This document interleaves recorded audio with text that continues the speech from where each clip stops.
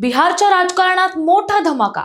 ज्यांनी नितीश कुमारांना खुर्चीवरून खेचण्याची शपथ घेतली त्याच सम्राट चौधरींच्या डोक्यावर आता मुख्यमंत्री पदाचा मुकुट चढलाय. सुशासन बाबूचा काळ संपला आणि बिहारमध्ये आता भाजपचं कमळ फुललंय.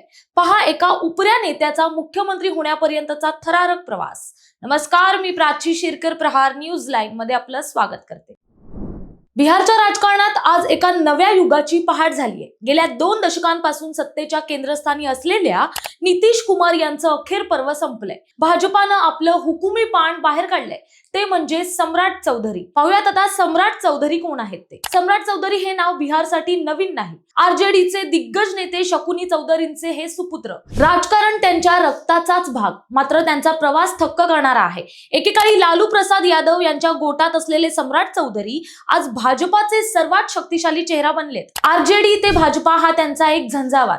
1999 मध्ये राबडी देवींच्या सरकारमध्ये वयाचा वाद असूनही ते मंत्री झाले. 2014 मध्ये त्यांनी आरजेडीचे 13 आमदार फोडले आणि नितीश कुमारांना साथ दिली. मात्र 2017 मध्ये त्यांनी कमळ हाती घेतलं आणि भाजपाच्या ओबीसी रणनीतीचा ते कणा बनले. कोयरी समाजातील त्यांचं वर्चस्व पाहून भाजपाने त्यांना प्रदेशाध्यक्ष केलं आणि आता थेट मुख्यमंत्री. पगडीचा करारी बाणा त्यांनी पूर्ण केलाय. 2022 मध्ये नितीश कुमारांनी जेव्हा भाजपाची साथ सोडली तेव्हा सम्राट चौधरींनी विधान परिषदेत गर्जना केली होती, नितीशजी, तुम्हाला मुख्यमंत्री पदावरून पाय उतार केल्याशिवाय मी डोक्यावरची ही पगडी काढणार नाही. चौधरींनी ही आपली ती शपथ पूर्ण केली आहे. आता यात भाजपाची रणनीती आणि नितीश कुमारांचे भवितव्यही पाहायला हवं. नितीश कुमार आता दिल्लीच्या राजकारणात म्हणजे राज्यसभेत सक्रिय होणार आहेत. मात्र बिहारमध्ये भाजपाने स्वबळावर पहिल्यांदाच आपला मुख्यमंत्री देऊन विधानसभा निवडणुकीचे रणशिंग फुकले. भाजपाने एका आक्रमक ओबीसी चेहऱ्याला मुख्यमंत्री करून केवळ बिहारच नाही तर संपूर्ण देशातील जातीय समीकरणांना नवा संदेश दिलाय.